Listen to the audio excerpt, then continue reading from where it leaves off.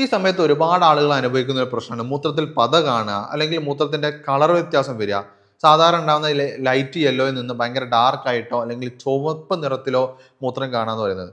ഇത്തരം പ്രശ്നങ്ങൾ മെയിനായിട്ട് ഉണ്ടാകുന്നത് നമ്മൾ കിഡ്നിന്റെ പ്രശ്നങ്ങൾ റിലേറ്റ് ചെയ്തിട്ടാണ്. അതായത് കിഡ്നിന്റെ ഫംഗ്ഷൻ പ്രോപ്പർ അല്ലാത്ത സമയത്തോ, അല്ലെങ്കിൽ ഒരു കിഡ്നി നശിച്ചിട്ട് രണ്ടാമത്തെ കിഡ്നി മാത്രം വർക്ക് ചെയ്യുന്ന സമയത്തോ, ഇത്തരം കണ്ടീഷൻസിലാണ് ഈ രൂപത്തിലുള്ള വ്യത്യാസങ്ങൾ ഉണ്ടാവാറുള്ളത്. ഇന്ന് നമ്മൾ ഡിസ്കസ് ചെയ്യാൻ പോകുന്നത് ഇതുപോലുള്ള കിഡ്നി റിലേറ്റ് ചെയ്ത പ്രശ്നങ്ങളും അതിനെങ്ങനെ കണ്ടെത്താമെന്നുള്ളതും അതിനെ നമ്മൾ എങ്ങനെയാണ് പ്രോപ്പറായിട്ട് ട്രീറ്റ് ചെയ്യേണ്ടത് എന്നുള്ള കാര്യങ്ങളാണ്. ഇന്ന് നമ്മുടെ കൂടെ ഉള്ളത് ഡോക്ടർ ജൂഹിദാസ് മാം ആണ്. Q&B ഹെൽത്ത് കെയറിലെ മെഡിക്കൽ ഓഫീസറാണ്.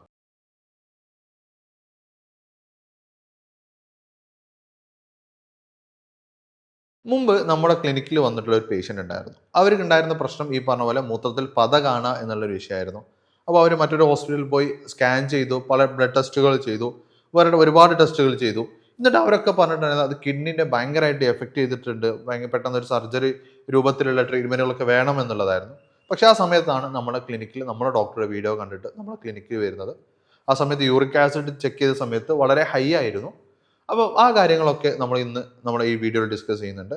നിങ്ങൾ അവരുടെ ഫീഡ്ബാക്ക് ഒന്ന് കേട്ടു നോക്കും. എന്തായിരുന്നു പിന്നെ നമ്മൾ ഇതിന് വരുന്നതിന്റെ മുമ്പേ ഉണ്ടായിരുന്ന ഒരു കണ്ടീഷൻ? യൂറിനിലൂടെ പ്രോട്ടീൻ ചോർന്നു പോകുന്ന ഒരു പ്രശ്നമായിരുന്നു. യൂറിനിൽ നല്ല കട്ടിയായിട്ട് ഫോം ഉണ്ടായിരുന്നു. അത് എന്താ പറയുക, ഞാനിവിടെ പിന്നെ അടുത്തുള്ള ഹോസ്പിറ്റലിൽ കാണിച്ചിട്ട് അവർ പറഞ്ഞ് പിന്നെ കിഡ്നിയുടെ പ്രശ്നമാണ്, നമുക്ക് ബയോപ്സി ചെയ്തിട്ട് നോക്കാമെന്ന് പറഞ്ഞു. ഞാൻ ബയോപ്സി ചെയ്യാൻ പോയില്ല. അപ്പോഴാണ് ഞാൻ ഇവിടുത്തെ ഒരു വീഡിയോ കാണാൻ ഇതേ കാര്യത്തെ കുറിച്ച്. അപ്പൊ പിന്നെ ഇവിടെ ഞാൻ ഡോക്ടറെ ഇവിടുത്തെ നമ്പറിൽ കോണ്ടാക്ട് ചെയ്ത് ഇവിടെ വന്നിട്ട് പിന്നെ മരുന്ന് കഴിച്ച സ്റ്റോൺ ഉണ്ടായിരുന്നു, 4 സ്റ്റോൺ ഉണ്ടായിരുന്നു ലെഫ്റ്റ് കിഡ്നിയിൽ. റൈറ്റ് കിഡ്നിയിൽ ഒരു സിസ്റ്റ് ഉണ്ട്. സിസ്റ്റ് ഇപ്പോഴും ഉണ്ടെന്ന് തോന്നുന്നു, പക്ഷേ സ്റ്റോൺ എല്ലാം മരുന്നിലൂടെ തന്നെ പോയി. കാരണം 1 വർഷം കഴിഞ്ഞിട്ട് പിന്നെ സ്കാൻ ചെയ്തപ്പോൾ സ്റ്റോൺ ഇല്ല. ഇപ്പൊ കംപ്ലീറ്റ്ലി കിഡ്നി ബാക്കി കാര്യങ്ങളൊക്കെ എല്ലാം ഹെൽത്തി ആയിട്ടുണ്ട്. അതിനുശേഷം മരുന്ന് കണ്ടിന്യൂ ചെയ്തു. പിന്നെ ഞാൻ ചോദിച്ചിരുന്നു ഡോക്ടറോട്, പിന്നെ എന്താ പറയാ എന്താ റെക്കറൻസ് ഉണ്ടാകുമെന്ന്. പക്ഷെ റെക്കറൻസ് ഒന്നും കാണാൻ, എന്റെ സൈൻ ഒന്നും കാണാനില്ല. മൂത്രത്തിലൊന്നും ഇപ്പൊ ഒരു പ്രശ്നമില്ല. അപ്പൊ പിന്നെ അതാണ് നന്നായിട്ട് പോകുന്നതെന്ന് ഞാൻ വിചാരിക്കുന്നത്. അതെ, തീർച്ചയായിട്ടും. എങ്ങനെ ഉണ്ടായിരുന്നു ഇവിടെ സർവീസും കാര്യങ്ങളൊക്കെ? വളരെ വളരെ ഫ്രണ്ട്ലി ആയിരുന്നു. കൗണ്ടറിലായിരുന്നാലും ഡോക്ടറായിരുന്നാലും കറക്റ്റ് ഫോളോ അപ്പും കാര്യങ്ങളൊക്കെ പ്രോപ്പറായിട്ട്. Okay, thank you. അപ്പം ഈ വിഷയങ്ങളെ കുറിച്ച് നമുക്ക് കൂടുതലായിട്ട് നമ്മുടെ ഡോക്ടറോട് തന്നെ ചോദിക്കാം. ഡോക്ടറെ, ഇപ്പം എന്തായിരുന്നു ഇവർക്ക് ഉണ്ടായിരുന്ന ബുദ്ധിമുട്ട്? കാരണം ഇവർ വന്നിട്ടുള്ളത് അവർക്ക് ഒരു ബുദ്ധിമുട്ട് പറഞ്ഞിട്ടുണ്ടായിരുന്നത് മൂത്രത്തിൽ പത കാണുക എന്നുള്ളൊരു വിഷയത്തെ കുറിച്ചായിരുന്നു. എന്തുകൊണ്ടാണ് ഇങ്ങനെ പത വരുന്നത്? ഈ ഒരു വ്യക്തിക്ക്, ഈ പറഞ്ഞിട്ടുള്ള പേഷ്യൻറ്റിന് ഈ ഒരു ഫോമി അപ്പിയറൻസ്, യൂറിൻ്റെ അകത്ത് പത പോലെയായിരുന്നു വന്നിട്ടുണ്ടായിരുന്നത്. അപ്പോൾ ആളുടെ കേസ് എടുത്ത് നോക്കിയപ്പം ആൾ വേറെ കണ്ടീഷൻസ് ഒന്നും തന്നെ ഇല്ല. ആൾക്കിപ്പം കൊളസ്ട്രോളോ BP അങ്ങനത്തെ വേരിയേഷൻസ് ഒന്നും തന്നെ ഇല്ല. ആളൊരു ഹെൽത്തി നല്ലൊരു രീതിയിൽ ലൈഫ് സ്റ്റൈൽ ഫോളോ ചെയ്യുന്നതായിരുന്നു. പക്ഷെ നമ്മൾ യൂഷ്വലി ഈ ഒരു പത കാണുക എന്ന് പറയുമ്പം എല്ലാവരും കൂടുതലായിട്ടും വെറീഡ് ആവും. നമ്മൾ യൂറിൻ നോർമലി പാസ് ചെയ്ത് പോകുമ്പോൾ പെട്ടെന്ന് അതിലൊരു ഫോമി അപ്പിയറൻസ് കാണുമ്പോൾ എല്ലാവരും ഒന്ന് ടെൻസ്ഡ് ആവും. അത് പല ഫാക്ടേഴ്സ് കൊണ്ടും കാണിക്കാം. അപ്പം നമ്മൾ നന്നായിട്ട് വെള്ളം കുടിച്ചിട്ടില്ലെങ്കിൽ നമുക്ക് കാണിക്കാവുന്നതാണ്. ഡീഹൈഡ്രേഷൻ സംഭവിച്ചിട്ടുണ്ടെങ്കിൽ കാണിക്കാം. അല്ലെങ്കിൽ നമുക്ക് മറ്റെന്തെങ്കിലും മൂത്രസംബന്ധമായിട്ടുള്ള പ്രശ്നങ്ങൾ, ഇപ്പം വൃക്കകളിൽ കല്ലുകൾ ഉണ്ടെങ്കിൽ, അല്ലെങ്കിൽ ക്രിയാറ്റിനിൻ വേരിയേഷൻസ് ഉണ്ടെങ്കിൽ, അല്ലെങ്കിൽ മൂത്രസഞ്ചിയിൽ എന്തെങ്കിലും നീർക്കെട്ടുകളോ അല്ലെങ്കിൽ ഇൻഫ്ലമേഷൻസ് ഒക്കെ ഉണ്ടെങ്കിൽ മൂത്രത്തിൽ പത കാണാം. അല്ലെങ്കിൽ ഇപ്പോൾ സ്ത്രീകളിൽ കാണപ്പെടുന്ന യൂറിനറി ട്രാക്ട് ഇൻഫെക്ഷൻസ്, മൂത്രനാളിയിൽ ഉണ്ടാവുന്ന ബാക്ടീരിയൽ ഇൻഫെക്ഷൻസിന്റെ ഭാഗമായിട്ടും ഈ ഒരു ഫോമി അപ്പിയറൻസ് അല്ലെങ്കിൽ യൂറിനിൽ പത രൂപപ്പെടാനുള്ള സാധ്യത കൂടുതലാണ്. അപ്പം നമ്മൾ ആ സമയത്ത് ശ്രദ്ധിക്കേണ്ടതെന്ന് വെച്ചാൽ ബോഡിയിൽ ജലാംശം കൃത്യമായിട്ട് എത്തുന്നുണ്ടോ, മറ്റെന്തെങ്കിലും അസുഖം ഉണ്ടോ, അല്ലെങ്കിൽ അസുഖത്തിന്റെ ഭാഗമായിട്ടാണോ, നമ്മൾ ജസ്റ്റ് ഒന്ന് നമ്മളെ തന്നെ സെൽഫ് അനലൈസ് ചെയ്യുന്നതായിരിക്കും ബെറ്റർ. അതെ, അതായത് ഇപ്പൊ ഇങ്ങനെ മൂത്രത്തിൽ പത കാണുന്ന ആളുകൾ ഇത് കിഡ്നിന്റെ പ്രശ്നങ്ങളൊന്നും അല്ല, വേറെ എന്തെങ്കിലും അസുഖങ്ങളാണ്, അല്ലെങ്കിൽ വെള്ളം കുടിക്കാത്തതുകൊണ്ടാണെന്ന് മാത്രം നിങ്ങൾ അസ്യൂം ചെയ്യരുത്. പിന്നെ നിങ്ങൾ കൃത്യമായിട്ട് അത് വെള്ളം പ്രോപ്പറായിട്ട് കുടിച്ചിട്ടും നിങ്ങൾക്ക് ഇതുപോലെ പ്രശ്നങ്ങൾ കാണുന്നുണ്ടെങ്കിൽ ഉടനെ തന്നെ നല്ലൊരു ഡോക്ടറെ കാണാന്നുള്ള നിർബന്ധം തന്നെയാണ്. ഇത് ചിലപ്പോൾ ഈ പറഞ്ഞ പോലെ കിഡ്നിന്റെ വിഷയങ്ങളും ആവാം, പ്രോസ്റ്റേറ്റിന്റെ വേരിയേഷൻസ് ഒക്കെ കൊണ്ടും അങ്ങനെ ഇൻഫ്ലമേഷൻസ് ഉണ്ടെങ്കിലും അങ്ങനെ കാണിക്കാവുന്നതാണ്. ഓക്കെ, നമുക്ക് അതായത് കൃത്യമായിട്ട് നിങ്ങൾ ചെക്ക് ചെയ്യാന്നുള്ളത് തന്നെയാണ് ഇതിന്റെ ഒരു സൊല്യൂഷൻ എന്ന് പറയാനുള്ളത്. കാരണം പലപ്പോഴും ആളുകൾ ഇപ്പോൾ കിഡ്നിനെ സംബന്ധിച്ചോളം പലപ്പോഴും ആളുകൾ പറയുന്ന അല്ലെങ്കിൽ ഡോക്ടേഴ്സ് പറയുന്ന ഒരു വിഷയമാണ്, കിഡ്നിൻ്റെ ചില തുടക്കത്തിലൊന്നും ലക്ഷണങ്ങൾ ചിലപ്പോൾ കാണിക്കും. കാണിച്ചോളണമെന്നില്ല. കുറച്ച് കഴിയുന്ന സമയത്തായിരിക്കും ഇതിന് ഇത്രയും കംപ്ലൈൻറ്റുകൾ ഉണ്ടായിരുന്നു എന്നുള്ളത് നമ്മൾ അറിയാം. ഇപ്പം ചിലപ്പം നമുക്ക് നോർമലി ഉണ്ടാകുന്ന പോലെ ഈ പറഞ്ഞ പോലെ മൊത്തത്തിൽ പത കാണുന്നതോ അല്ലെങ്കിൽ ചെറിയ ചെറിയ മാറ്റങ്ങളായിരിക്കും നമ്മൾ കാണാം. അങ്ങനെയാണെന്നുണ്ടെങ്കിൽ നമ്മളപ്പോൾ കിഡ്നി റിലേറ്റ് ചെയ്തുള്ള പ്രശ്നങ്ങളാണെന്നുണ്ടെങ്കിൽ നമ്മൾ ആദ്യം കാണുന്ന ലക്ഷണങ്ങൾ എന്തൊക്കെയായിരിക്കും? ഓക്കെ, അത് ഓരോ വ്യക്തികൾക്കും വ്യത്യസ്ത രീതിയിലായിരിക്കും. തുടക്കത്തിൽ ചിലപ്പോൾ ലക്ഷണങ്ങളൊന്നും കാണിച്ചിട്ടുണ്ടാവില്ല. ചിലപ്പോൾ ചെറിയ രീതിയിൽ ഒരു മൂത്രം ഒഴിക്കുമ്പോൾ ഒരു പുകച്ചിൽ പോലെയായിരിക്കും. ചിലപ്പോൾ അത് പനിയായിട്ട് കാണിക്കാം, രാത്രി കാലങ്ങളിൽ പനി പോലെ കാണിക്കാം. ഇപ്പോൾ യൂറിനറി ഇൻഫെക്ഷൻസ് ഒക്കെ ഉണ്ടെങ്കിൽ വിറയലോട് കൂടിയിട്ടുള്ള പനി ഉണ്ടാവും. ചിലപ്പം കാലുകളിൽ നീരായിട്ട് കാണാവുന്നതാണ്, അല്ലെങ്കിൽ ഫേസിൽ നീര് വെക്കുന്ന ഒരു സിംറ്റംസ് കാണിക്കാവുന്നതാണ്. പിന്നെ കുറച്ചുകൂടി പ്രോമിനൻ്റ് ആയിട്ട് കാണിക്കും നമുക്ക് ബാക്ക് പെയിൻ, സിവിയർ ആയിട്ടുള്ള നടുവേദന ഉണ്ടാവും. അതായത് ഹോൾ റീജിയൻ, ബാക്ക് റീജിയൻ തന്നെ നല്ല വെട്ടിപ്പൊളയുന്ന പോലത്തെ വേദന ഉണ്ടാവും. നമുക്കറിയാം ഈ വൃക്കയിൽ കല്ലുകൾ കാണുക എന്ന് പറയുമ്പോൾ അതിൻ്റെ വേദന എന്ന് പറയുന്ന ഒരു പ്രസവ വേദന കഴിഞ്ഞിട്ട് ഏറ്റവും കൂടുതൽ ഇൻറ്റൻസിറ്റി ഏറിയിട്ടുള്ളതാണ് കിഡ്നി സ്റ്റോൺ അല്ലെങ്കിൽ വൃക്കയിൽ കല്ലുകൾക്ക് ഉണ്ടാവുന്ന പെയിൻ എന്ന് പറയുന്നത്. അപ്പോൾ സിവിയർ ആയിട്ടുള്ള ബാക്ക് പെയിൻ, അതിപ്പോൾ ലെഫ്റ്റ് സൈഡ് ആവാം അല്ലെങ്കിൽ റൈറ്റ് സൈഡായിട്ട് കാണിക്കാം. ചിലപ്പോൾ ആ വേദന മുന്നിലേക്ക് ഇറങ്ങി വരാം, നമ്മുടെ നാവീൻ്റെ ഭാഗത്തേക്കൊക്കെ ആയിട്ട് വേദന ഇറങ്ങി വരാനുള്ള സാധ്യത ഉണ്ട്. പിന്നെ അതോടൊപ്പം യൂറിൻ ബുദ്ധിമുട്ടുകൾ ഉണ്ടാവും. ചിലപ്പോൾ മൂത്രമൊഴിക്കാൻ തടസ്സം കാണും, മൂത്രമൊഴിക്കുമ്പോൾ ഒരു തുടങ്ങി കിട്ടാനൊരു താമസം ഉണ്ടാവും. ചിലപ്പം അത് മൂത്രം ഒഴിക്കുന്ന സമയത്തായാലും ഒരു ഒബ്സ്ട്രക്ഷൻസ് അല്ലെങ്കിൽ ഒരു ഫ്ലോ കറക്റ്റ് ആവാത്ത പ്രശ്നങ്ങൾ ഉണ്ടാവും. അതേപോലെ തന്നെ ബേണിങ്, അമിതമായിട്ട് പുകച്ചിൽ അനുഭവപ്പെടാവുന്നതാണ്. പിന്നെ ഈ പറഞ്ഞ പോലെ തന്നെ പത കാണുകയാണെങ്കിലും വൃക്ക സംബന്ധമായിട്ടുള്ള പ്രശ്നങ്ങളാണെന്ന് നമുക്ക് അനലൈസ് ചെയ്യാൻ പറ്റുന്നതാണ്. ഓക്കെ, ഇപ്പോൾ ഡോക്ടർ പറഞ്ഞൊരു വിഷയമുണ്ട്, ഇപ്പോൾ ഫേസിൽ അല്ലെങ്കിൽ കാലിലൊക്കെ നീര് വരിക എന്ന് പറയുന്നത്. ശരിക്കും കിഡ്നി നശിക്കുന്ന സമയത്ത് നമ്മളെ മുഖം നോക്കി മനസ്സിലാക്കാൻ പറ്റുമോ? അതാണ് ഞാൻ പറഞ്ഞിട്ടുള്ള ഒരു ഫേഷ്യൽ എഡിമ പോലെ കാണുകയാണെങ്കിൽ അത് വൃക്കയിൽ ഇൻഫ്ലമേഷൻസ് ഉണ്ട് എന്ന് അറിയാൻ പറ്റും. ബട്ട് മെജോറിറ്റി നമ്മുടെ കാലുകൾക്കായിരിക്കും, എസ്പെഷ്യലി ആംഗിൾ റീജിയനിലായിരിക്കും ആ ഒരു നീർക്കെട്ട് പോലെ കാണുന്നത്. അതിപ്പം നമുക്ക് രണ്ട് രീതിയിൽ പറയാം. കാലുകളിൽ ഇങ്ങനെ എഡിമ ഉണ്ടെങ്കിൽ അത് തൊട്ട് നോക്കുമ്പോൾ ഇങ്ങനെ കുഴി പോലെ കാണും, അതാണ് പിറ്റിക് എഡിമ എന്ന് പറയുന്നത്. എന്നാൽ നോർമൽ ഒരു സർഫസ് ആണെങ്കിൽ നോൺ പിറ്റിക്, അത് ഡിഫറെൻറ്റ് ടൈപ്സ് ഓഫ് ഇൻഫ്ലമേഷൻസ് എന്ന് നമുക്ക് പറയാവുന്നതാണ്. ഓക്കെ, ഇപ്പോൾ ശരിക്കും എന്തുകൊണ്ടാണ് ഇപ്പം നമ്മളിപ്പം പറഞ്ഞ മുകുന്ദൻ എന്ന് പറഞ്ഞാൽ പേഷ്യൻറ്റിൻ്റെ ഒരു റിവ്യൂ എടുത്ത് നോക്കുകയാണെന്നുണ്ടെങ്കിൽ അതിൽ അവരെ കുറിച്ച് നോക്കുകയാണെന്നുണ്ടെങ്കിൽ അവർക്ക് എന്തുകൊണ്ടായിരുന്നു ഇതുപോലെ യൂറിനിൽ പത കാണാനുള്ള കാരണം? ആള് നല്ല രീതിയിലൊരു ലൈഫ് സ്റ്റൈൽ മെയിൻറ്റെയിൻ ചെയ്തിട്ടുണ്ട്. പക്ഷെ ഭക്ഷണത്തിൽ ചെറിയ രീതിയിലുള്ള അമിതമായിട്ട് പ്രോട്ടീൻസും റെഡ് മീറ്റും ഒക്കെ എടുക്കുന്ന ആളായിരുന്നു. ബട്ട് കൺട്രോൾഡ് ആണ്. അയാളുടെ ആ ഒരു പേഷ്യൻറ്റിൻ്റെ കേസ് നോക്കുമ്പം നമുക്ക് വേറെ ഹിസ്റ്ററീസ് ഒന്നും തന്നെ ഇല്ല. ചെറിയ രീതിയിലുള്ള ലൈഫ് സ്റ്റൈൽ ചേഞ്ചസ് കൊണ്ടാണ് ആൾക്ക് ആ ഒരു ബുദ്ധിമുട്ട് വന്നിട്ടുണ്ടായിരുന്നത്. ബട്ട് എൻ്റെ മെഡിസിൻസ് എടുത്ത് തുടങ്ങി, പിന്നെ ആളുടെ ആ ഒരു ലൈഫ് സ്റ്റൈൽ കൃത്യമായിട്ട് മെയിൻറ്റെയിൻ ചെയ്തു, ഡയറ്റ് കൃത്യമായിട്ട് ഫോളോ ചെയ്തപ്പം നല്ല രീതിയിലുള്ളൊരു ചേഞ്ചസ് ആൾക്ക് ഫീൽ ചെയ്തിട്ടുണ്ട്. ആളൊരു ഫോമി അപ്പിയറൻസ് ആയിട്ടായിരുന്നു പറഞ്ഞിട്ടുണ്ടായിരുന്നത്. പിന്നെ നമ്മുടെ മെഡിസിൻസ് സ്റ്റാർട്ട് ചെയ്ത സമയത്ത് അത് റെഡ്യൂസ്ഡ് ആയി വന്നിട്ടുണ്ട്. ഓക്കെ, ശരിക്കും എന്തുകൊണ്ടാണ് ഇപ്പം നമ്മൾ കിഡ്നിൻ്റെ റിലേറ്റ് ചെയ്ത് പറയുകയാണെന്നുണ്ടെങ്കിൽ എന്താണ് ശരിക്കും കിഡ്നി നശിക്കാനുള്ള കാരണങ്ങൾ? നമ്മുടെ ഒന്നാമത്തേത് നമ്മൾ ശരീരത്തിൽ വെള്ളം എത്തിയിട്ടില്ലെങ്കിൽ, കാരണം ബോഡിയിലെ എല്ലാ ഫിൽട്രേഷൻ ഇത് നടക്കുന്നത് വൃക്കകൾ വഴിയാണ്. അപ്പോൾ ബോഡിയിൽ കൃത്യമായിട്ട് ജലാംശം എത്തിയിട്ടില്ലെങ്കിൽ നമുക്ക് ഈ ഒരു വൃക്ക സംബന്ധമായിട്ടുള്ള പ്രശ്നങ്ങൾ ഉണ്ടാകും. ഓരോ 25 kgക്കും ഒരു 1 ലിറ്റർ വാട്ടർ വെള്ളം അല്ലെങ്കിൽ വെള്ളം മെയിൻറ്റെയിൻ ചെയ്യണമെന്നാണ് നമ്മൾ പഠനങ്ങളിൽ പറയുന്നത്. അപ്പോൾ ബോഡിയിലുള്ള ടോക്സിൻസിനെ റിമൂവ് ചെയ്യണമെങ്കിൽ വൃക്കകൾക്ക് കൃത്യമായിട്ടുള്ള ജലാംശം അത്യാവശ്യമാണ്. അപ്പോൾ ഡീഹൈഡ്രേഷൻ ഒരു റീസൺ ആയിട്ട് നമുക്ക് പറയാം. രണ്ടാമത്തേത് റെഡ് മീറ്റ് അമിതമായിട്ട് എടുക്കുക. അപ്പോൾ പ്രോട്ടീൻസ് അമിതമായിട്ട് എടുത്തു കഴിഞ്ഞാൽ ആ പ്രോട്ടീൻ ലീക്കേജ് ആണ് ഈ പത എന്ന് പറയുന്നത്. ആൽബുമിൻ അല്ലെങ്കിൽ ഗ്ലോബുലിൻ പോലത്തെ പ്രോട്ടീൻ ലീക്കേജിന്റെ ഭാഗമായിട്ടാണ് നമുക്ക് യൂറിനിൽ പത കാണുന്നത്. അപ്പോൾ റെഡ് മീറ്റ് അമിതമായിട്ട് എടുക്കുന്നത് അല്ലെങ്കിൽ അതൊരു ഫാക്ടറായിട്ട് നമുക്ക് പറയാം. പിന്നെ നമ്മുടെ ഒരു കുറച്ചുകൂടി പെത്തോളജിക്കൽ ചേഞ്ചസ് പറയുകയാണെങ്കിൽ നമ്മുടെ ബ്ലഡ് നോർമലി ഒരു നോർമൽ pH നിന്നും വ്യതിയാനങ്ങൾ സംഭവിക്കുക. അതിപ്പോൾ കൂടുതൽ അസഡിക് നേച്ചറിലോട്ട് പോകുമ്പോൾ അത് ഈ വൃക്കയിൽ കല്ലുകൾ ഉണ്ടാവും. അതിപ്പോൾ അസഡിക് ആവുക എന്ന് പറയുമ്പോൾ ഇപ്പോൾ യൂറിക് ആസിഡിൻ്റെ വേരിയേഷൻസ് കാണിക്കുക, അല്ലെങ്കിൽ നമ്മുടെ ബോഡിയിൽ ജലാംശം എത്തിയിട്ടില്ലെങ്കിൽ, അല്ലെങ്കിൽ ഡീഹൈഡ്രേഷൻ ആയിട്ടുണ്ടെങ്കിൽ, അല്ലെങ്കിൽ മറ്റെന്തെങ്കിലും അസുഖം, ഇപ്പോൾ ഹൈപ്പർ തൈറോയിഡിസം കണ്ടീഷൻസ് ഒക്കെ ഉണ്ടെങ്കിൽ നമ്മളെ ബ്ലഡ് pH വേരിയേഷൻ വരും. അത് കൂടുതൽ അസഡിക് നേച്ചറിലേക്ക് പോകും. അങ്ങനെയാണ് അത് വൃക്കകളിൽ കല്ലുകളായിട്ട് രൂപപ്പെടുന്നത്. ഇപ്പോൾ ഒരു 5 മില്ലിമീറ്റർ മുതൽ ഒരു 10 മില്ലിമീറ്റർ സൈസുള്ള സ്റ്റോണൊക്കെ ആണെങ്കിൽ നമ്മൾ വെള്ളം കുടിച്ചാൽ തന്നെ അത് നമുക്ക് റിമൂവ് ചെയ്ത് ഡയറ്റ് മെയിൻറ്റെയിൻ ചെയ്താൽ റിമൂവ് ചെയ്യാൻ പറ്റുന്നതാണ്. പക്ഷേ എബവ് ഒരു 10 മില്ലിമീറ്റർ ഒക്കെ ആണെങ്കിൽ നമ്മളത് അണ്ടർ മെഡിക്കേഷൻസും കാര്യങ്ങളും ശ്രദ്ധിക്കേണ്ടതായിട്ടുണ്ട്. ഓക്കെ.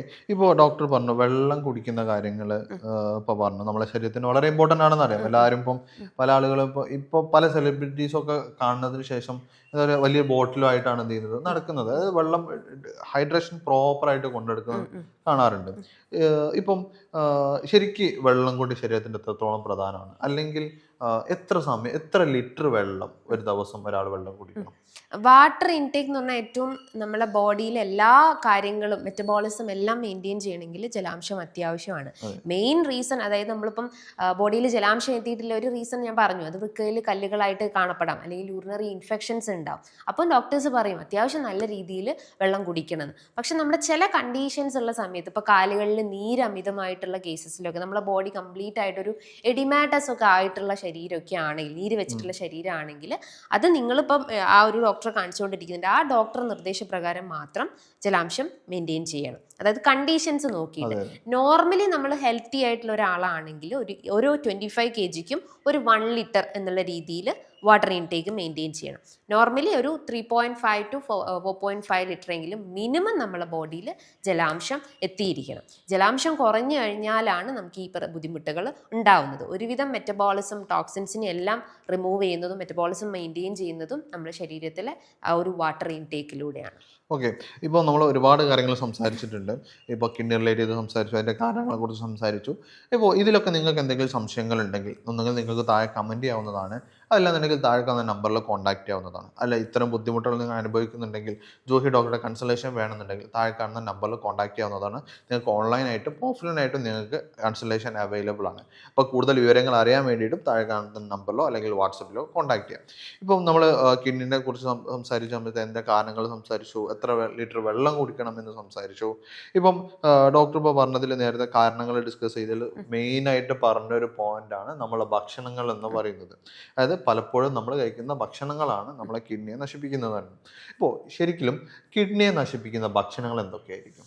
ഒന്നാമത്തെ ഞാൻ പറഞ്ഞു, റെഡ് മീറ്റ് അമിതമായിട്ട് കഴിക്കുക, പിന്നെ അമിതമായിട്ട് ഉപ്പടങ്ങിയിട്ടുള്ള അല്ലെങ്കിൽ സോഡിയം റിച്ച് ആയിട്ടുള്ള ആഹാരങ്ങൾ അമിതമായിട്ട് കഴിക്കുക, പിന്നെ അമിതമായിട്ട് ആസിഡ് അടങ്ങിയിട്ടുള്ള അല്ലെങ്കിൽ അസിഡിക് നേച്ചറുള്ള ആഹാരങ്ങൾ കഴിക്കുക. അപ്പം കാരണം ഈ അസിഡിക് നേച്ചറുള്ള ആഹാരങ്ങൾ കഴിക്കും നമ്മളെ ബ്ലഡിൽ pH വേരിയേഷൻസ് വരും.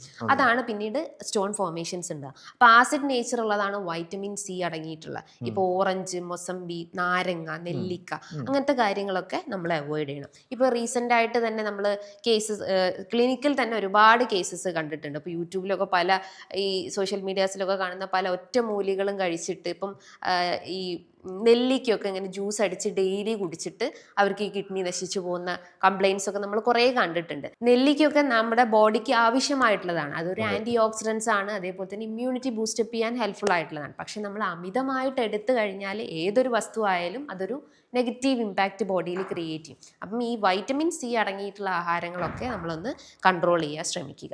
പിന്നെ ഇലക്കറികൾ അമിതമായിട്ട് എടുത്തു കഴിഞ്ഞാലും വൃക്കകളിൽ കല്ലുകൾ ഉണ്ടാവാനുള്ള സാധ്യത കൂടുതലാണ്. അതിൽ സിങ്കിൻ്റെ ഘടകമുണ്ട്. സിങ്ക് ഘടകം ഉള്ളത് കൊണ്ട് തന്നെ അത് സ്റ്റോൺ ഫോർമേഷൻസിലേക്ക് ലീഡ് ചെയ്യുന്നുണ്ട്. അപ്പം അതൊക്കെ ഒന്ന് ശ്രദ്ധിക്കുക. പിന്നെ അമിതമായിട്ട് നമ്മൾ ബേസിക് ഫാക്ടർ ഷുഗർ, അമിതമായിട്ട് മധുരം കഴിച്ചു കഴിഞ്ഞാൽ എന്തായാലും ഒരുവിധം അസുഖങ്ങളൊക്കെ നമ്മളെ അഫക്റ്റ് ചെയ്യാനുള്ള ചാൻസസ് ഉണ്ട്. അപ്പോൾ അതും കൺട്രോൾ ചെയ്യാൻ ശ്രമിക്കുക. പിന്നെ മദ്യപിക്കുന്ന ആളുകൾ, പുകവലിക്കുന്ന ആളുകൾക്കൊക്കെ ഇങ്ങനത്തെ വൃക്കയിൽ കല്ലുകളും മറ്റുള്ള യൂറിൻ ഇൻഫെക്ഷൻസ് ഒക്കെ വരാനുള്ള സാധ്യത കൂടുതലാണ്. ഇപ്പോൾ ഈ പ്രോസ്ട്രേറ്റിൻ്റെ പ്രശ്നമുള്ള ആളുകളൊക്കെ ഞാൻ കേസ് എടുത്ത സമയത്തൊക്കെ ആയാലും അവർ പറയുന്നത് അമിതമായിട്ട് പുക വലിക്കുന്നുണ്ട്. 10-15 വട്ടം പുക വലിക്കുന്ന സിഗരറ്റ്സ് യൂസ് ചെയ്യുന്ന ആളുകളുണ്ട്. അപ്പോൾ അവരോട് ഞാൻ അത് കൺട്രോൾ ചെയ്യാൻ പറഞ്ഞപ്പോൾ അവരെ മറ്റുള്ള ആ സിംറ്റംസ് എല്ലാം കൺട്രോൾഡ് ആയിട്ടുണ്ട്. അപ്പം ആ ഒരു സ്മോക്കിംഗ് ഒരു ഫാക്ടറായിട്ട് നമുക്ക് പറയാവുന്നതാണ്. പിന്നെ നമ്മളെ ബോഡി വർക്കൗട്ടുകളൊന്നും തന്നെ ഇല്ലെങ്കിൽ, ഇപ്പോൾ യൂറിക് ആസിഡൊക്കെ കൂടിയിട്ടുള്ള കേസസിലൊക്കെ ആണെങ്കിൽ വർക്കൗട്ട് ഒന്നും ഇല്ലെങ്കിൽ അതും ഒരു ലീഡിങ് ഫാക്ടറായിട്ട്, ലാക്ക് ഓഫ് എക്സസൈസും ഒരു ഫാക്ടറായിട്ട് നമുക്ക് പറയാം. ഓക്കെ. ഇപ്പോൾ ഡോക്ടർ അതിൻ്റെ ഇടയിൽ പറഞ്ഞൊരു വിഷയമാണ് നെല്ലിക്ക അല്ലെങ്കിൽ വൈറ്റമിൻ സി റിച്ച് ആയിട്ടുള്ളത് എന്ന് പറഞ്ഞത്. ഇപ്പോൾ ഈ നെല്ലിക്ക, ഓറഞ്ചൊക്കെ കഴിക്കുന്നത് ശരിക്കും കിഡ്നിക്ക് നല്ലതല്ലേ?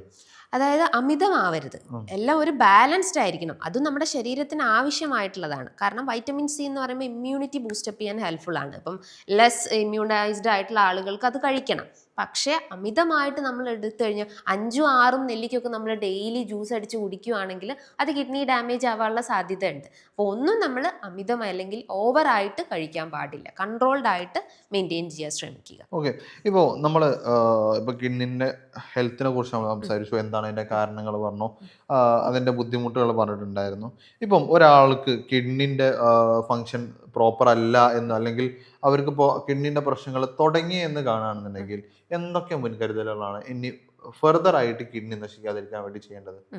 ഇപ്പം നിങ്ങളിപ്പം എന്തെങ്കിലും മെഡിസിൻസ് കഴിച്ചുകൊണ്ടിരിക്കുന്നുണ്ടെങ്കിൽ അതിൻ്റെ ഭാഗമായിട്ടും ഇങ്ങനെ വൃക്കകൾ നശിക്കാനുള്ള ചാൻസസ് ഉണ്ട്. അപ്പം അത് നമ്മൾ സെൽഫായിട്ട് മെഡിക്കേഷൻസ് എടുക്കുന്നുണ്ടെങ്കിൽ അതൊന്ന് കൺട്രോൾ ചെയ്യുക. ഒരു ഡോക്ടറുടെ അണ്ടറിൽ മാത്രം മെഡിസിൻസ് സ്റ്റാർട്ട് ചെയ്യാൻ ശ്രമിക്കുക. പിന്നെ നമ്മൾ ബേസിക് ഫാക്ടറാണ് ഹൈഡ്രേഷൻ, വാട്ടർ ഇൻടേക്ക് കൃത്യമായിട്ട് മെയിൻറ്റെയിൻ ചെയ്യാൻ ശ്രമിക്കുക. പിന്നെ ഈ ജങ്ക് ഫുഡ്, പ്രോസസ്ഡ് ഫുഡൊക്കെ ഒന്ന് കൺട്രോൾ ചെയ്യാൻ ശ്രമിക്കുക. ടൈമിങ്, അതായത് പ്രോപ്പർ ടൈമിങ്ങിൽ ഫുഡ് കഴിക്കാൻ ശ്രമിക്കുക. പിന്നെ ഈ റെഡ് മീറ്റ് ആയിട്ടുള്ള ആഹാരങ്ങൾ കംപ്ലീറ്റ് ആയിട്ട് ഒന്ന് കട്ട് ചെയ്യാൻ ശ്രമിക്കുക. അതേപോലെ തന്നെ ഈ അസിഡിക് നേച്ചറുള്ള ആഹാരങ്ങൾ കംപ്ലീറ്റ് ആയിട്ട് ഒന്ന് കുറച്ച് കൊണ്ടുവരാൻ ശ്രമിക്കുക. പിന്നെ മധുരപലഹാരങ്ങൾ, സോഡിയം റിച്ച് ആയിട്ടുള്ള ആഹാരങ്ങൾ, അധികം ഉപ്പേറിയിട്ടുള്ള ആഹാരങ്ങളൊക്കെ ഒന്ന് കൺട്രോൾ ചെയ്ത് കഴിഞ്ഞാൽ തന്നെ നമുക്ക് ഒരുവിധം ഈ ഒരു സിംറ്റംസിനെ നമുക്ക് കൺട്രോൾ ചെയ്തെടുക്കാം. പിന്നെ ഒപ്പം നമ്മൾ മെഡിക്കേഷൻസ് സ്റ്റാർട്ട് ചെയ്യണം. ഇപ്പോൾ ഡോക്ടർ മെഡിക്കേഷൻ്റെ കാര്യങ്ങൾ പറഞ്ഞ സമയത്ത് എനിക്ക് ഓർമ്മ വന്നതാണ്, ഇപ്പം മുമ്പ് ഒരാൾ പറഞ്ഞത് കേട്ടതാണ് കേട്ടോ, നിങ്ങൾ ഷുഗറിന് മരുന്ന് കഴിക്കല്ലേ, നിങ്ങളെ കിഡ്നി നശിച്ചു എന്ന് പറയുന്നത് ശരിയാണത്?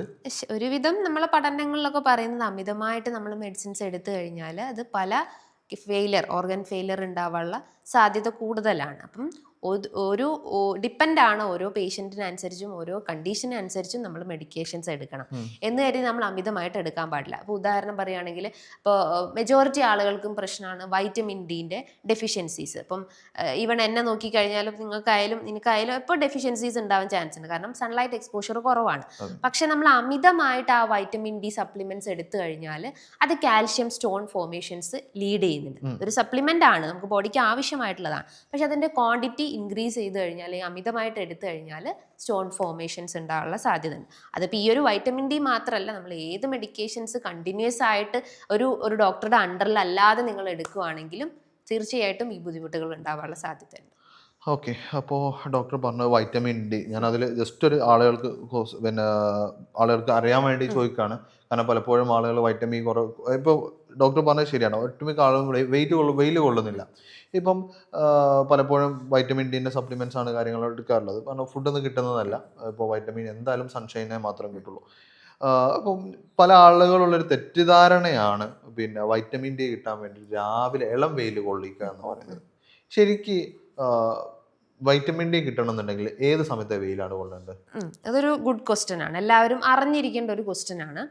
വൈറ്റമിൻ ഡി എന്ന് പറയുമ്പോൾ ബോഡിയിലെ എല്ലാ മെറ്റബോളിസം കൺട്രോൾ ചെയ്യാനും നമ്മുടെ ഹോൾ ഗ്രോത്ത് ആൻഡ് ഡെവലപ്മെൻറ്റിന് സഹായിക്കുന്നതാണ്. അപ്പം ഇപ്പോൾ ആളുകൾ പറയുന്ന, അല്ലെങ്കിൽ നമ്മൾ യൂഷ്വലി ഡോക്ടേഴ്സിൻ്റെ ഇടയിലൊക്കെ പറയുന്നത് രാവിലെ ഒരു 10 മണി മുതൽ വൈകിട്ട് ഒരു 3 മണീൻ്റെ ഇടയിലുള്ള വെയിൽ കൊള്ളണം. എല്ലാവരും പണ്ടൊക്കെ പറഞ്ഞുകൊണ്ടിരുന്ന ഇളം വെയിൽ കൊള്ളണം, ഒരു 6 മണി 7 മണിക്കൊക്കെ വെയിൽ കൊള്ളണം എന്നാണ് ഇപ്പോൾ ഗർഭിണികളോടൊക്കെ പറയാറുണ്ട്. പക്ഷേ 10 മണി മുതൽ 3 മണീൻ്റെ ഇടയിലുള്ള വെയിൽ നിർബന്ധമായിട്ടും കൊള്ളണം. അതിപ്പോൾ വീട്ടമ്മമാരൊക്കെ ആണെങ്കിൽ നിങ്ങൾ പുറത്തിറങ്ങി നിങ്ങളേതായ രീതിയിലുള്ള പണികളൊക്കെ എടുത്തിട്ട് നന്നായിട്ട് സൺലൈറ്റ് എക്സ്പോഷർ മെയിൻറ്റെയിൻ ചെയ്യുക. ആ എക്സ്പോഷർ എന്ന് പറയുമ്പോൾ നമ്മൾ മെയിൻലി ഈ ബാക്ക് റീജൻസ്, കഴുത്തിൻ്റെ ഭാഗത്തേക്കൊക്കെ കൂടുതൽ എക്സ്പോഷർ കിട്ടിക്കഴിഞ്ഞാൽ അവിടെ ഉണ്ടാവുന്ന ഇൻഫ്ലമേഷൻസ്, ഇപ്പം കഴുത്ത് വേദന, നീർക്കെട്ടുകൾ ഒക്കെ റെഡ്യൂസ് ചെയ്യാൻ പറ്റുന്നതാണ്. അപ്പം ആ ഒരു ടൈമിങ് കൃത്യമായിട്ട് നമ്മൾ മെയിൻറ്റെയിൻ ചെയ്യാൻ ശ്രമിക്കുക. ഇപ്പോൾ ഡോക്ടർ വൈറ്റമിൻ ഡിൻ്റെ കുറിച്ച് പറഞ്ഞു. അപ്പോൾ അവിടെ ഒരു കാര്യം ശ്രദ്ധിക്കേണ്ടത്, ഞാൻ എൻ്റെതായ രൂപം പറയുകയാണ്. ഇപ്പോൾ വെയിലുള്ളതാണ്, അപ്പോൾ 12 മണിക്ക് പറഞ്ഞാൽ ഭയങ്കര വെയിലുള്ള സമയമാണ്, കാരണം ഇറങ്ങിയാൽ പൊള്ളുന്ന സമയം കൂടിയാണ്. അപ്പോൾ അതും കൂടെ ഒന്ന് നോക്കിയിട്ട് ഒന്ന് ശ്രദ്ധിച്ചിട്ട് വേണം കാര്യങ്ങളൊക്കെ ചെയ്യാം. എങ്കിലും ഈ പറഞ്ഞ പോലെ ഒരു 10 മണി മുതൽ 11-11:30 വരെയൊക്കെ നമുക്ക് കൊള്ളാം. അതുപോലെ 10-15 മിനിറ്റ് ഒക്കെ എക്സ്പോഷർ. പിന്നെ അതുപോലെ ഈവനിങ് ആവുന്ന സമയത്ത് ഒരു 2 മണിക്ക് ശേഷം, അല്ലെങ്കിൽ ഒരു 1:30-2 മണിക്ക് ശേഷം വലിയ ബുദ്ധിമുട്ടില്ലാണ്ട് വെയിൽ കൊള്ളാൻ പറ്റും. അപ്പോൾ ആ കാര്യങ്ങളൊന്ന് നിങ്ങൾ എന്തായാലും ശ്രദ്ധിക്കാം. പിന്നെ ഇപ്പോൾ ഡോക്ടർ ഇപ്പോൾ നേരത്തെ നമ്മളെ കിഡ്നി നശിക്കുന്നതിൻ്റെ കാര്യങ്ങൾ പറഞ്ഞ് ഇതിൽ തന്നെ നമ്മൾ വളരെ ഇമ്പോർട്ടൻ്റ് ആയിട്ട് ഡിസ്കസ് ചെയ്യേണ്ട ഒരു കാര്യമാണ് ക്രിയാറ്റിനിൻ എന്ന് പറഞ്ഞിട്ടുള്ളത്. കാരണം ഒട്ടുമിക്ക ആളുകളും ഇപ്പോൾ കിഡ്നിൻ്റെ ബുദ്ധിമുട്ടുകൾ വരുന്ന സമയത്ത് മനസ്സിലാവുന്നത് ക്രിയാറ്റിൻ്റെ പ്രശ്നങ്ങളാണ് ഇതിന് കാരണമാവുന്നത് എന്നുള്ളതാണ്. അതിനെക്കുറിച്ച് ഒരുപാട് ഡിസ്കസ് ചെയ്യേണ്ട കാര്യങ്ങൾ തന്നെയുണ്ട്. കാരണം പല ആളുകളും ഇപ്പോൾ ക്രിയാറ്റിൻ്റെ സപ്ലിമെന്റ്സ് എടുക്കുന്ന ഒരുപാട് ആളുകളുണ്ട്, പ്രത്യേകിച്ച് ജിമ്മിൽ പോകുന്ന ആളുകൾ കാര്യങ്ങളൊക്കെ. അപ്പോൾ അവർക്കൊക്കെ ഒരുപാട് ക്രിയാറ്റിനെ കുറിച്ച് ഒരുപാട് മിസ്കൺസെപ്ഷനും ഉണ്ട്. ശരിക്കും ശരീരത്തിൽ ക്രിയാറ്റിൻ കൂടുന്നത് എന്തുകൊണ്ടാണ്? അതായത് creatinine means it's a waste product. Kidney പുറന്തള്ളപ്പെടുന്ന ഒരു വേസ്റ്റ് പ്രൊഡക്റ്റാണ്. ഒരു പ്രോട്ടീൻ നമ്മുടെ ശരീരത്തിലെ മസിൽസിനും കോശങ്ങൾക്കും എല്ലാത്തിനും പ്രോട്ടീൻസ് അത്യാവശ്യമാണ്. അത് നമ്മളൊരു ഹോൾ കലോറി നോക്കി കഴിയുമ്പം ഒരു 30% നമുക്ക് പ്രോട്ടീൻസ് അത്യാവശ്യമാണ് ബോഡിക്ക്. പക്ഷെ നമ്മൾ അമിതമായിട്ട് പ്രോട്ടീൻസ് എടുത്തു കഴിഞ്ഞാൽ പ്രോട്ടീൻ്റെ മെറ്റബോളിസം ഇൻക്രീസ് ആവുന്നു, അല്ലെങ്കിൽ പ്രോട്ടീൻ വിഘടിച്ചുണ്ടാവുന്നു. അങ്ങനെ ഉണ്ടാകുന്ന പ്രോട്ടീൻ വിഘടിച്ചുണ്ടാകുന്ന ഒരു വേസ്റ്റ് പ്രൊഡക്റ്റാണ് ക്രിയാറ്റിനിൻ എന്ന് പറയുന്നത്.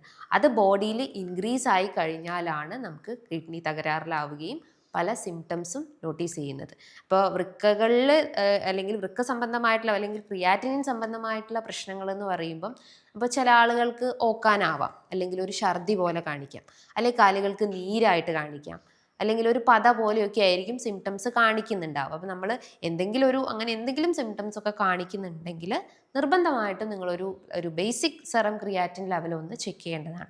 കാരണം നമ്മളത് ഇൻക്രീസ്ഡ് ആയി കഴിഞ്ഞ് കഴിഞ്ഞാൽ നമ്മുടെ കയ്യിൽ ഒതുങ്ങത്തില്ല. പിന്നെ നമ്മൾ കംപ്ലീറ്റ് ആയിട്ടുള്ള ഒരു ബാലൻസ്ഡ് ഡയറ്റ് നമ്മൾ കൊണ്ടുപോയാലുള്ളൂ അത് കൺട്രോൾ ചെയ്ത് വരാൻ പറ്റത്തുള്ളൂ. അപ്പോൾ കൃത്യമായിട്ടുള്ളൊരു ഡയറ്റ് പ്ലാൻ അതിന് ഫോക്കസ് ചെയ്യാൻ ശ്രമിക്കുക. ഇപ്പോൾ ക്രിയാറ്റിൻ്റെ വിഷയങ്ങൾ ഡോക്ടർ പറഞ്ഞു. ശരിക്കും ശരീരത്തിൽ ക്രിയാറ്റിൻ കൂടുന്ന ഭക്ഷണങ്ങൾ എന്തൊക്കെയാണ്? മെയിൻ ഞാൻ പറഞ്ഞിട്ടുള്ള red meat, pork, beef, mutton. കാരണം അത് പ്രോട്ടീൻ മെയിൻ ഘടകമാണ്. അപ്പോൾ പ്രോട്ടീൻ അമിതമായിട്ട് എടുത്തു കഴിഞ്ഞാൽ ക്രിയാറ്റിൻ വേരിയേഷൻസ് ഉണ്ടാവും. പിന്നെ നമ്മൾ ഇലക്കറികൾ അത്യാവശ്യം അമിതമായിട്ട് കഴിച്ചു കഴിഞ്ഞാലും ഈ വേരിയേഷൻ, സിങ്ക് ഘടകം ഉള്ളതുകൊണ്ട് അത് ക്രിയാറ്റിൻ വേരിയേഷൻസ് ഉണ്ടാവും. പിന്നെ നമ്മൾ ഈ അസിഡിക് നേച്ചറുള്ള ആഹാരങ്ങൾ കഴിക്കുക. അപ്പം പുളിപ്പുള്ള ആഹാരങ്ങളൊക്കെ കഴിക്കുമ്പോൾ ബുദ്ധിമുട്ടുണ്ടാവും. അതിലിപ്പോൾ തൈര്, മോരൊക്കെ കഴിക്കുകയാണെങ്കിലും വേരിയേഷൻസ് കാണിക്കാനുള്ള ചാൻസസ് കൂടുതലാണ്. പിന്നെ ബേസിക് ആയിട്ടുള്ള ഷുഗർ, പ്രോസസ്ഡ് ആയിട്ടുള്ള ആഹാരങ്ങളൊക്കെ അമിതമായിട്ട് എടുത്തു കഴിഞ്ഞാലും വേരിയേഷൻസ് ഉണ്ടാവും. ഓക്കെ. ഇപ്പോൾ നമ്മൾ കിഡ്നിൻ്റെ ഒരുപാട് വിഷയങ്ങൾ സംസാരിച്ചിട്ടുണ്ട്. അതായത് കിഡ്നി നശിപ്പിക്കുന്ന കാര്യങ്ങൾ, ശ്രദ്ധിക്കേണ്ട കാര്യങ്ങളൊക്കെ പറഞ്ഞു. ഇപ്പം കിഡ്നി ഇപ്പോൾ പ്രശ്നങ്ങളൊന്നുമില്ല, പക്ഷേ കിഡ്നിൻ്റെ ഹെൽത്ത് കുറച്ചുകൂടി ഒന്ന് കൂട്ടണമെന്നുണ്ടെങ്കിൽ നമ്മളെ കിഡ്നിൻ്റെ ഹെൽത്ത് കൂട്ടാൻ വേണ്ടി കഴിക്കേണ്ട ഭക്ഷണങ്ങൾ എന്തൊക്കെയായിരിക്കും? അതിൽ നമുക്കിപ്പോൾ റൈസ്, മെയിൻലി റൈസിൻ്റെ എല്ലാവരും ബേസിക് ആയിട്ട് കഴിക്കുന്ന ഒന്നാണ് റൈസ്. അതിൽ നമുക്ക് ഹോൾ ഗ്രെയിൻസ് ആയിട്ട് എടുക്കാം. വൈറ്റ് റൈസ് റീപ്ലേസ് ചെയ്തിട്ട് ഹോൾ ഗ്രെയിൻസ് കഴിക്കാവുന്നതാണ്. പിന്നെ അത്യാവശ്യം പച്ചക്കറികളും അതേപോലെ തന്നെ പഴവർഗ്ഗങ്ങളും കഴിക്കാം. അത് ഫൈബർ റിച്ച് ആയിട്ടുള്ള പഴവർഗ്ഗങ്ങൾ കഴിക്കാൻ ശ്രമിക്കുക. അതിപ്പോൾ പേരക്ക, ആപ്പിള്, അതേപോലെ തന്നെ പൈനാപ്പിള്, പൊമോഗ്രാനൈറ്റ്. അപ്പം HB വേരിയേഷൻസ് ഒക്കെ ഉണ്ടെങ്കിൽ പൊമോഗ്രാനൈറ്റ് ഒക്കെ നമുക്ക് ഭക്ഷണത്തിൽ ഉൾപ്പെടുത്താവുന്നതാണ്. ഇപ്പം കിഴങ്ങ് വർഗ്ഗങ്ങളിലൊക്കെ നമുക്ക് സ്വീറ്റ് പൊട്ടാറ്റോ ഒക്കെ കഴിക്കാവുന്നതാണ്. പക്ഷേ മറ്റുള്ള ഈ കപ്പ, കാച്ചിൽ, ചേന, ചേമ്പ് അതൊക്കെ ഒന്ന് കൺട്രോൾ ചെയ്യാൻ ശ്രമിക്കുക. പിന്നെ നമുക്ക് അത്യാവശ്യം ബോഡിയിൽ ഹൈഡ്രേഷൻ മെയിൻറ്റെയിൻ ചെയ്യാൻ മിനിമം ഒരു 1.5 ലിറ്റർ മുതൽ അല്ലെങ്കിൽ 3.5 ലിറ്റർ വരെയെങ്കിലും വെള്ളം കുടിക്കാൻ ശ്രമിക്കുക. ഓക്കെ.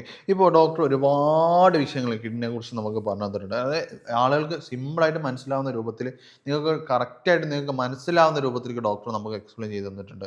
അപ്പോൾ ഇതിൻ്റെ മുമ്പ് ഞാനൊരു വീഡിയോ കാണിച്ചു തന്നിട്ടുണ്ടായിരുന്നു. അതായത് നമ്മുടെ ക്ലിനിക്കിൽ വന്നിട്ടുള്ള ഒരാൾ ഈ പറഞ്ഞ പോലെ മൂത്രത്തിൽ പത കാണുന്ന വിഷയങ്ങളായിട്ടാണെന്നുണ്ടായിരുന്നു നമ്മൾ ക്ലിനിക്കിൽ വന്നിട്ടുണ്ടായിരുന്നു. അപ്പോൾ അവർ ടെസ്റ്റും കാര്യങ്ങളൊക്കെ അവർ ഡീറ്റെയിൽ ആയിട്ട് പറഞ്ഞിട്ടുണ്ടായിരുന്നു. ആ വീഡിയോ ഒന്നുകൂടി കണ്ടുവരാം.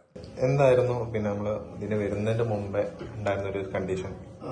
യൂറിനിലൂടെ പ്രോട്ടീൻ ചോർന്ന് പോകുന്ന പ്രശ്നമായിരുന്നു. യൂറിനിൽ നല്ല കട്ടിയായിട്ട് ഫോം ഉണ്ടായിരുന്നു. അത് എന്താ പറയുക, ഞാനവിടെ പിന്നെ അടുത്തുള്ള ഹോസ്പിറ്റലിൽ കാണിച്ചിട്ട് അവർ പറഞ്ഞ് പിന്നെ കിഡ്നിയുടെ പ്രശ്നമാണ്, നമുക്ക് ബയോപ്സി ചെയ്തിട്ട് നോക്കാമെന്ന് പറഞ്ഞു. ഞാൻ ബയോപ്സി ചെയ്യാൻ പോയില്ല. അപ്പോഴാണ് ഞാൻ ഇവിടുത്തെ ഒരു വീഡിയോ കാണാൻ ഇതേ കാര്യത്തെക്കുറിച്ച്. അപ്പോൾ പിന്നെ ഇവിടെ ഞാൻ ഡോക്ടറെ ഇവിടുത്തെ നമ്പറിൽ കോണ്ടാക്ട് ചെയ്ത് ഇവിടെ വന്നിട്ട് പിന്നെ മരുന്ന് കഴിച്ച സ്റ്റോൺ ഉണ്ടായിരുന്നു, 4 സ്റ്റോൺ ഉണ്ടായിരുന്നു ലെഫ്റ്റ് കിഡ്നിയിൽ. റൈറ്റ് കിഡ്നിക്ക് ഒരു സിസ്റ്റ് ഉണ്ട്.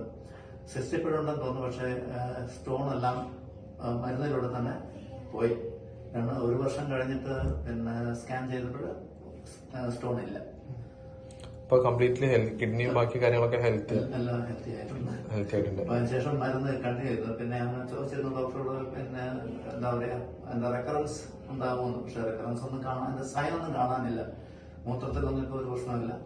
അപ്പൊ പിന്നെ അതാണ് നന്നായിട്ട് പോകുന്നതെന്ന് ഞാൻ വിചാരിക്കുന്നത്. അതെ, തീർച്ചയായിട്ടും. എങ്ങനെ ഉണ്ടായിരുന്നു ഇവിടെ സർവീസും കാര്യങ്ങളൊക്കെ? വളരെ വളരെ ഫ്രണ്ട്ലി ആയിരുന്നു. കൗണ്ടറിലായിരുന്നാലും ഡോക്ടറായിരുന്നാലും കറക്റ്റ് ഫോളോ അപ്പും കാര്യങ്ങളൊക്കെ പ്രോപ്പറായിട്ട്. പ്രോപ്പറായിട്ട്. Okay, thank you. അപ്പോൾ ഈ വീഡിയോയിൽ പറഞ്ഞിട്ടുള്ളത് അവർക്ക് ഉണ്ടായിരുന്ന ബുദ്ധിമുട്ട് കംപ്ലീറ്റ് ആയിട്ട് മാറി എന്നുള്ളതാണ്. അതായത് യൂറിക് ആസിഡ് ആണെന്നുണ്ടെങ്കിലും ബാക്കിയുള്ള പ്രശ്നങ്ങളൊക്കെ തന്നെ ഇതിൽ മാറി എന്നുള്ള കാര്യങ്ങൾ തന്നെയാണ്. ഇപ്പോൾ ഡോക്ടറോട് ലാസ്റ്റ് ആയിട്ട് ചോദിക്കുന്നത്, ഇപ്പോൾ അവർക്ക് യൂറിക് ആസിഡ് വന്നിട്ടുണ്ടായിരുന്നു, അവർക്ക് യൂറിക് ആസിഡ് മാറാൻ വേണ്ടി ഡോക്ടർ ഇപ്പോൾ എന്താണ് ചെയ്തിട്ടുണ്ടായിരുന്നത്? അവർക്ക് 6.7 7.2 റേഞ്ചസിലായിരുന്നു യൂറിക് ആസിഡ് ഉണ്ടായിരുന്നത്. ആള് ഭയങ്കര കോപ്പറേറ്റീവ് ആണ്. ഭയങ്കര നമ്മൾ പറയുന്നതെല്ലാം കൃത്യമായിട്ട് കേൾക്കുന്ന ഒരു, എന്താ പറയുക, നമുക്ക് ഒരു അഡ്ജസ്റ്റ് ചെയ്യാൻ പറ്റുന്ന ഒരു പേഷ്യൻ്റ് അപ്രോച്ച് ആയിരുന്നു. അപ്പോൾ നമ്മൾ ഡീറ്റെയിൽ ആയിട്ട് ആ ഒരു വ്യക്തിയുടെ കേസ് എടുത്തപ്പം ആൾക്ക് വേറെ കണ്ടീഷൻസ് ഒന്നും തന്നെ ഇല്ല. ആളെ ഒരു ക്വാളിറ്റി എന്ന് പറയുമ്പോൾ നമ്മൾ ഇപ്പം പേഷ്യൻസിൻ്റെ ഇടയിൽ തന്നെ നമ്മളിപ്പോൾ ഒരു കേസ് നോക്കുമ്പം അവർക്കൊരു ഫയൽ നിറച്ചും ചാർട്ടുകളായിരിക്കും, അവരെ റിസൾട്ടുകളായിരിക്കും കണ്ടിട്ടുണ്ട്, ഒരു ബുക്ക് പോലെ ആയിരിക്കും റിസൾട്ടുകളൊക്കെ അവർ സൂക്ഷിച്ച് വെച്ചിട്ടുണ്ടാവും. പക്ഷേ ഈ ഒരു വ്യക്തി എന്ന് പറഞ്ഞാൽ ഭയങ്കര, എന്താ പറയുക, സിസ്റ്റമാറ്റിക് ആണ്. അവർക്കൊരു എല്ലാ അവരെ യൂറിക് ആസിഡ്, അതേപോലെ തന്നെ ഫാസ്റ്റിംഗ് ഷുഗർ, കൊളസ്ട്രോൾ എല്ലാം അവർ ചാർട്ടാക്കിയിട്ട് ഒരു കുട്ടികൾ നമ്മൾ എഴുതി പഠിക്കത്തില്ലേ, അതേപോലെ നീറ്റായിട്ടാണ് അവരതിനെ പ്രസൻറ്റ് ചെയ്തിട്ടുള്ളത്. അപ്പം നമുക്കത് നോക്കാനും മുന്നേ ഉള്ള ആ ഒരു റിസൾട്ടൊക്കെ ഒന്ന് ജസ്റ്റ് ഒന്ന് ക്രോസ് ചെക്ക് ചെയ്യാനൊക്കെ വളരെ ഹെൽപ്ഫുള്ളാണ്. അത് ആ ഒരു വ്യക്തിയുടെ ഒരു ഗുഡ് ക്വാളിറ്റിയാണ്. അത് നമുക്ക് എടുത്ത് പറയേണ്ടതായിട്ടുണ്ട്. അപ്പോൾ ഈ ഒരു പേഷ്യൻറ്റിന് നമ്മൾ കേസ് ഡീറ്റെയിൽ ആയിട്ട് എടുത്തതിന് ശേഷം നമ്മൾ ഒരു ഇൻഡിവിജ്വലൈസ്ഡ് ആയിട്ടുള്ളൊരു മെഡിസിൻസ്, ആസ് പെർ ഹോമിയോപ്പതി രീതിയിലുള്ള മെഡിസിൻസ് നമ്മൾ കൊടുത്തു. അപ്പോൾ ഒരു 2-3 വീക്സ് കൊണ്ട് തന്നെ ആൾക്ക് നല്ല രീതിയിലുള്ള ചേഞ്ചസ് ഫീൽ ചെയ്തിട്ടുണ്ട്. അപ്പോൾ ഇടയ്ക്കൊരു ഗ്യാപ്പ് വന്നെങ്കിലും പിന്നീട് അവർ എന്നെ റീകണക്ട് ചെയ്തു, അങ്ങനെ മെഡിസിൻസ് കൊടുത്തു, നല്ല രീതിയിലുള്ള ചേഞ്ചസ് വന്നു. പിന്നെ ആൾക്ക് ഞങ്ങൾ ഡയറ്റും സജസ്റ്റ് ചെയ്ത് കൊടുത്തു. യൂറിക് ആസിഡ് ബേസിസുള്ളൊരു ഡയറ്റ്, ഈ പറഞ്ഞിട്ടുള്ള പുളിപ്പിച്ച ആഹാരങ്ങൾ, അങ്ങനത്തെ കാര്യങ്ങൾ, ഒരു ഡീറ്റെയിൽ ആയിട്ടുള്ള ചാർട്ടും കൊടുത്തു. അവർ നല്ല രീതിയിൽ ആ ചാർട്ടും ഫോളോ ചെയ്തു. ദെൻ മെഡിസിൻസും സ്റ്റാർട്ട് ചെയ്ത് തുടങ്ങിയപ്പം നല്ല രീതിയിലുള്ള ചേഞ്ചസ് ആൾക്ക് ഫീൽ ചെയ്തിട്ടുണ്ട്. അതായത് നിങ്ങൾ കൃത്യമായിട്ട് ഈ കാര്യങ്ങൾ ഫോളോ അപ്പ് ചെയ്യണമെങ്കിൽ നിങ്ങളുടെ പ്രശ്നങ്ങളൊക്കെ മാറ്റിയെടുക്കാം, അല്ലെങ്കിൽ നിങ്ങൾക്ക് ഈ പ്രശ്നങ്ങളൊന്നും വരാതെ നമുക്ക് സംരക്ഷിക്കാൻ പറ്റും. അപ്പോൾ നിങ്ങൾ ഈ പറഞ്ഞത്, ഈ ഡിസ്കഷനിൽ നിങ്ങൾ ഒരുപാട് കാര്യം ഡിസ്കസ് ചെയ്തില്ല. എന്തെങ്കിലും സംശയങ്ങൾ നിങ്ങൾക്കുണ്ടെങ്കിൽ താഴെ കാണുന്ന നമ്പറിൽ കോൺടാക്ട് ചെയ്യാവുന്നതാണ്. അതുപോലെ തന്നെ നമ്മുടെ ജോഹി ഡോക്ടറുടെ കൺസൾട്ടേഷൻ നിങ്ങൾക്ക് ഓൺലൈനായിട്ടും ഓഫ്ലൈനായിട്ടും കൺസൾട്ടേഷൻ അവൈലബിൾ ആണ്. നിങ്ങൾക്ക് ഓൺലൈനായിട്ടോ അല്ലെങ്കിൽ ഓഫ്ലൈനായിട്ടോ കൺസൾട്ടേഷൻ വേണമെന്നുണ്ടെങ്കിൽ താഴെ കാണുന്ന നമ്പറിൽ കോൺടാക്ട് ചെയ്യുകയോ അല്ലാന്നുണ്ടെങ്കിൽ താഴെ കാണുന്ന വാട്സപ്പ് ലിങ്കിൽ ക്ലിക്ക് ചെയ്തിട്ട് നിങ്ങൾക്ക് അപ്പോയിൻമെൻറ്റ് എടുക്കാവുന്നതാണ്. ഇപ്പോൾ കൂടുതൽ വിവരങ്ങൾക്ക് താഴെ കാണുന്ന നമ്പറിൽ കോൺടാക്ട് ചെയ്യാം, അതല്ലെങ്കിൽ കമൻ്റ് ആയിട്ട് രേഖപ്പെടുത്താവുന്നതുമാണ്. ഇനി മറ്റൊരു വീഡിയോയുമായി, ഇതുപോലുള്ള മറ്റൊരു വീഡിയോയുമായി നമുക്ക് വീണ്ടും കാണാം. Thank you.